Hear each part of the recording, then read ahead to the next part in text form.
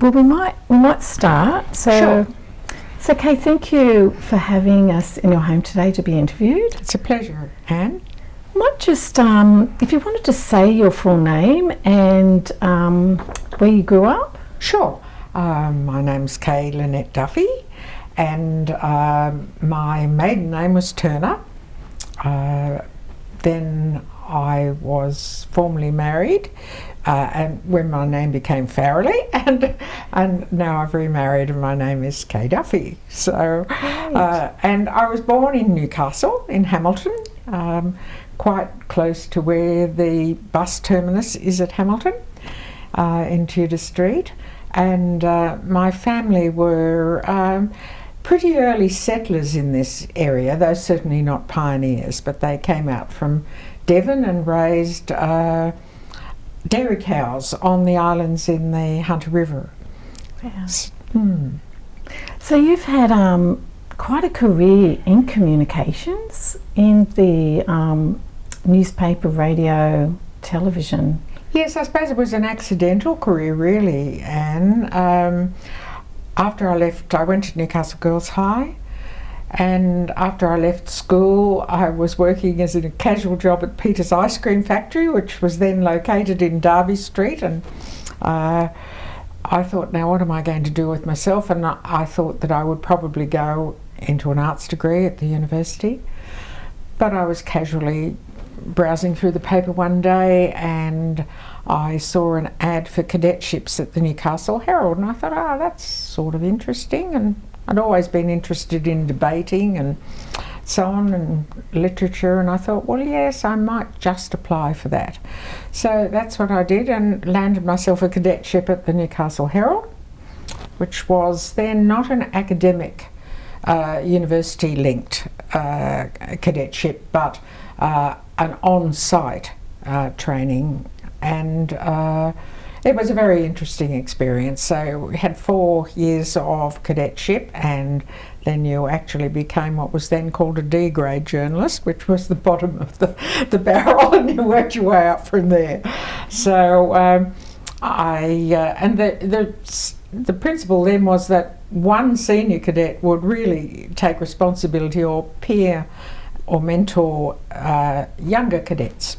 So we had a lot of fun with a big cadetship enrolment in those days. There would be 6 to 8 cadets at a time. But of course those days are long gone now. So I finished, I worked my way through my cadetship and went on to become a journalist specialising in health, education and local government, because everyone adopted some sort of specific area of interest to themselves. And then I married a fellow journalist and had some children, so a little bit of time off while I did all of that, as most women do. And then I went back to the Newcastle Sun for a little while, and I had opportunities to do some work casually for the ABC. But then I was offered a job with what was Radio 2NX when they started a sort of talkback system, which was really more about people phoning in and responding. But it was great fun. It was early days. It was in the mid-70s, and I quite enjoyed that. It was a bit of fun. And then an opportunity came to join the staff at NBN Channel 3, not in the newsroom, but doing work for David Jones, which was a live half-hour interview style program, and it pioneered what they did with Maureen Duval in Sydney and so on. It was basically a pilot or a tryout for that. So we did that with some great personalities, and always live. And we did awful things like demonstrate dishwashers, and the doors would come off in our hands, and all sorts of things, which really wasn't meant to happen, but it was fun.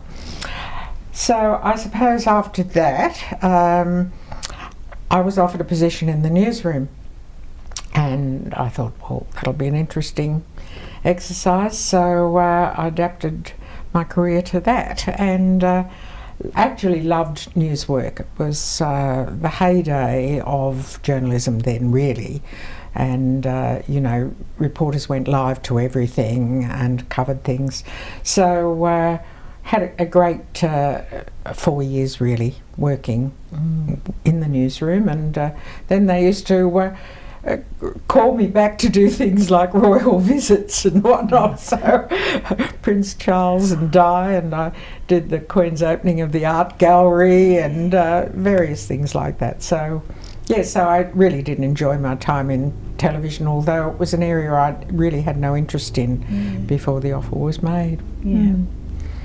It's certainly a great sort of experiences across radio, television, newspapers. Did you find you were able to adapt sort of easily? Yes, I didn't really have any trouble adapting.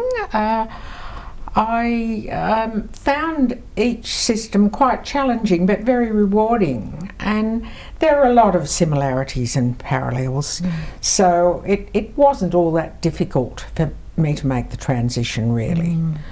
But you know, had some wonderful adventures. I can remember I was actually recruited to cover the arrival of the largest ship to ever enter Newcastle harbour, and it was a ship called the Garden Moon, and it had come from China, and so we were sent out on the pilot boat in very high seas, and this huge cargo ship was towering above us, and the waves were pretty high, and the pilot said to me, "Oh, I don't know whether we can get on board or not." And I said, "Well, how are we going to get on board?" He said, "Well, they're throwing a rope ladder down the side of the ship."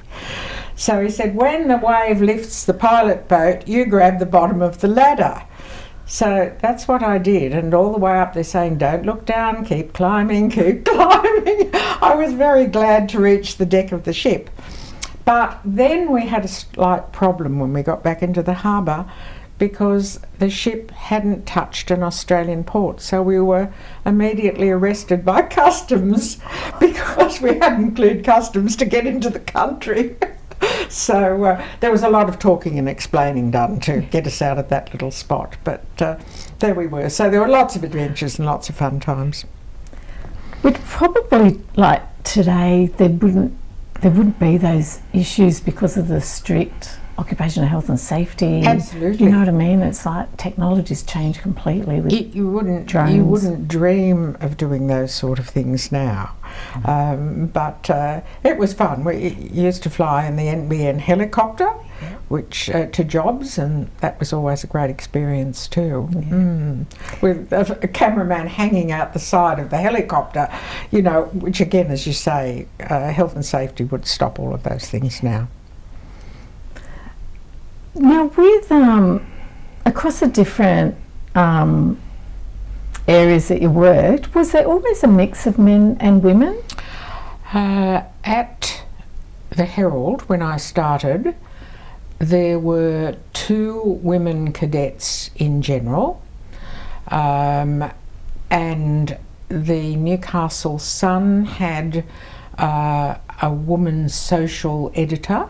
That was Barbie Furner, who was very well known in Newcastle and came from a well-known family in Newcastle, and she was a great mentor to the 2 of us on the Herald, you know, because there was a quite strong link between the Sun and the Herald before the Sun met its demise. So, no, there were only just the 2 of us. It was... I'd have to say that there was really very little glass ceiling. We were well regarded. We were, I suppose, treated as one of the boys, but the men were always respectful and always accommodating and always fair-minded.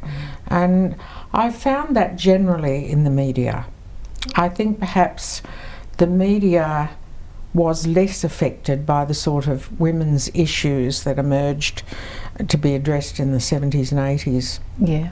So Rosemary Monday was the other woman who went on to have quite a great career overseas, and sadly died prematurely, but she was a well-known Hunter Valley girl too. So with the David Jones Weekly, like you mentioned, it went live. Yes. So what was your role in that? I was the host. Yes. So it was all done in the studio, and we used to bowl it over in under an hour.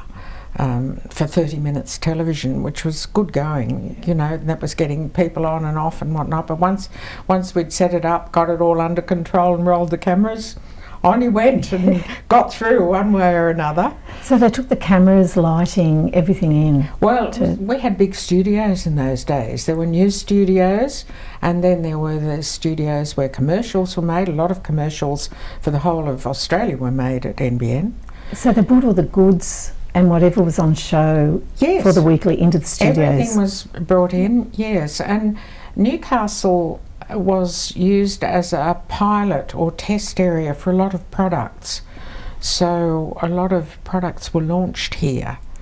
And it was a way, because of the diverse culture and background and the spread of urban and regional and rural, it was a good testing base for products. Can you remember whether there were many women that worked behind the scenes?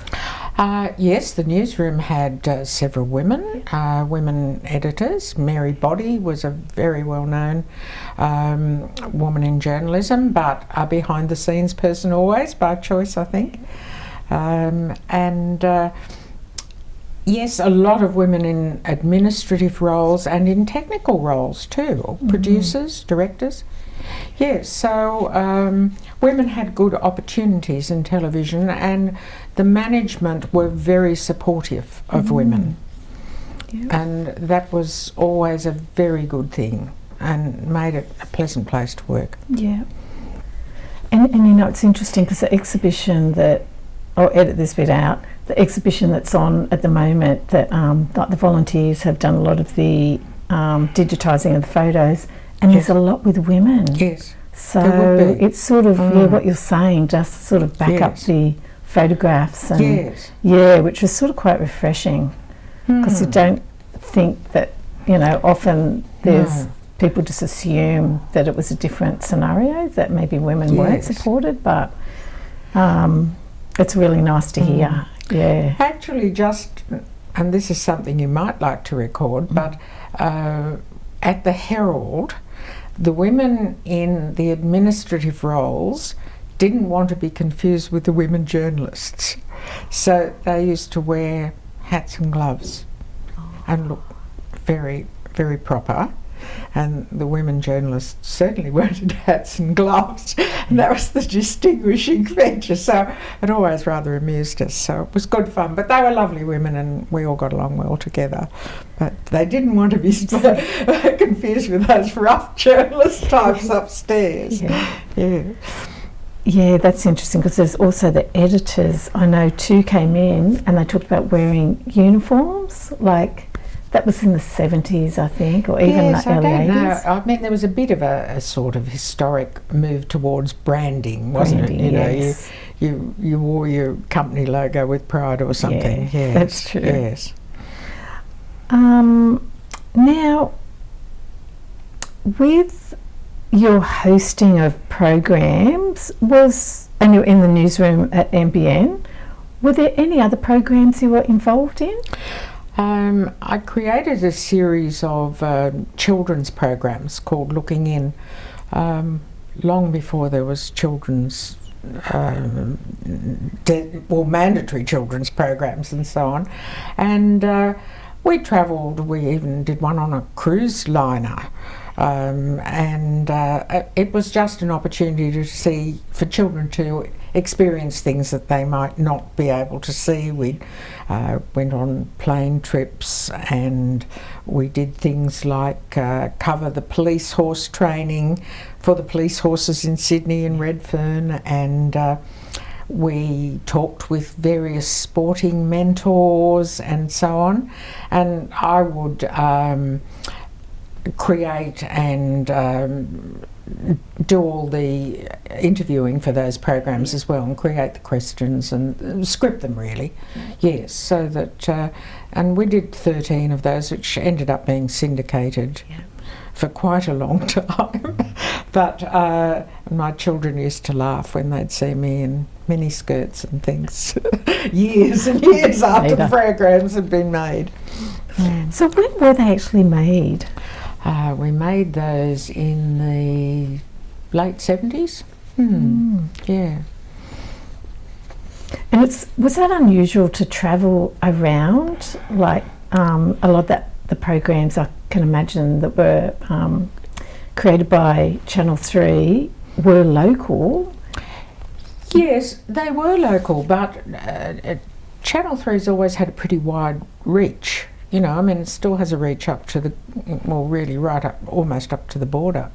And they were generous too in the creation of programs, because they were very much into pioneering, and with a management team that seized opportunities to do different things. So if you put a good proposition to them, they were always ready to listen.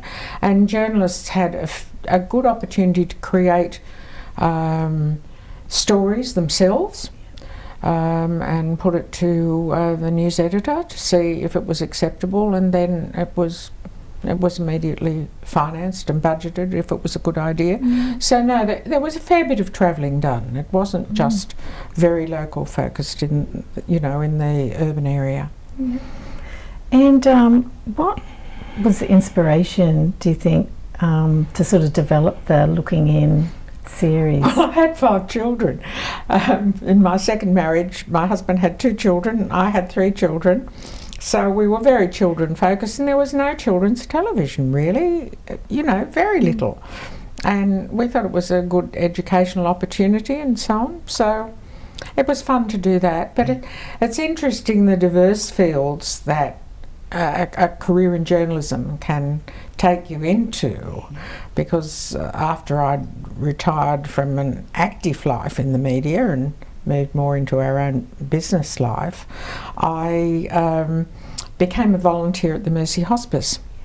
So one of the things that I initiated there was doing oral histories with patients, and had some great experiences with wonderful people who told the most extraordinary stories of their lives, and then we were able to give those to their families.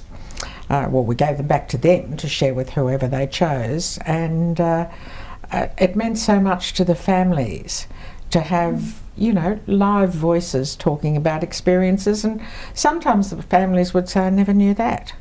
I can remember doing one recording for a man who knew that his life was going to be very limited, and he had 2 daughters who were going to be married, and they were both engaged. And he did beautiful interviews for both of them for their wedding days. And so, you know, there were a lot of really... Then I had a lovely man who'd been in the Second World War, and he wanted to talk about his experiences in the trenches, but insisted that one of his mates be there with him. And they told the most outrageous stories of their war history together. And, you know, so it was very diverse. Yeah. And... we created, with the occupational therapists, a lot of other initiatives like display boards for people to leave memories on, and treasure boxes, and lots of different ways of people being able to express their interests and their legacy for their families, which was a great thing to be able to do. Loved it. Yeah. So it's really like valuable, isn't it, to think all those skills that you learnt in your career, you're still, like, you're able to use in your everyday life, and then to go on and use them. You can carry them forward. And my husband and I for many years have mentored communication students from the university, and there are people active in journalism here now that we've supported, and we've still been doing that till COVID, which was the big disruptor, of course, for so many of our things, but we've offered to do them again if there's a need to do them. So that's all you know, again, it's about translating your skills to make them useful to other people. Yeah, no, it's so important. And I think it's something that they're, you know, trying to encourage and teach students, that there are transferable skills. And Yes. I guess the career that you had, there was always change. It may have been over a slower sort of timing over the decades. Yes, although I think growing up in a newspaper, a daily newspaper environment, really does make you very proactive. I know I can get quite irritable if people are taking a very long time to do something, you know, and I think to myself, you obviously haven't got a paper coming out in the morning that has to be filled, you know, so it can be a little aggressive in that way, I suppose. But yeah, it does give you a lot of skills in terms of meeting people and understanding people's backgrounds. We again, my husband and I particularly work with a lot of new settlers in Newcastle, doing business mentoring with them particularly. And I mean, back in the 60s I worked with the Good Neighbour Council, which was one of the first initiatives to help people settle in the city, when there was still the camps at, you know, out at Mayfield West, the Nissen huts and so on. And so I've always had an interest in making the city a welcoming place for people, and I think that means you nurture the young people as much as you can, and you find ways of supporting people who really want to have a go. Yeah.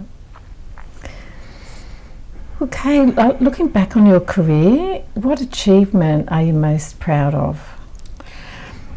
Look, I think probably the thing that I enjoyed most, and I think meant more to me personally, was the work that I did at the hospice. I was there for over 20 years, and I've always been interested in community health, and I'm still working in that area now with the Primary Health Network in Newcastle, chairing one of their committees for them. And I think it was so rewarding to meet people when they no longer had any reservations. And it was a great learning curve for myself as well. You know, it gave you an opportunity to understand what life really meant to you, and to think about your values and the things that were important to people. And it was a very, very rich time with a great group of volunteers who contributed across an enormous range of skills. Again, a lot of things that occupational health and safety would stop you doing now. But, you know, we would help with spa bathing patients, we would help in the mortuary, we would help in the outreach clinic. You know, there was such a diverse range, and you started to understand how important life was and to value it in a different sort of way. So that was, and the opportunities it gave you to interact with people and to do what you could, you know, along life's journeys. My family were a little resistant, particularly the older members of my family, and said, "Oh, what a depressing thing to do." And I said, well, it's actually a rather joyous thing. And I said, when you think about it, we're all there when a baby is born and all celebrating. So why wouldn't we be there supporting someone at the end of their lives too? Well, I just want to thank you for the interview today. I think, yeah, it's just been wonderful listening to your career, and I think those discussion around what you're most proud of, I think it's certainly testament to you putting back into the community, your skills and your passion and empathy with working with communities.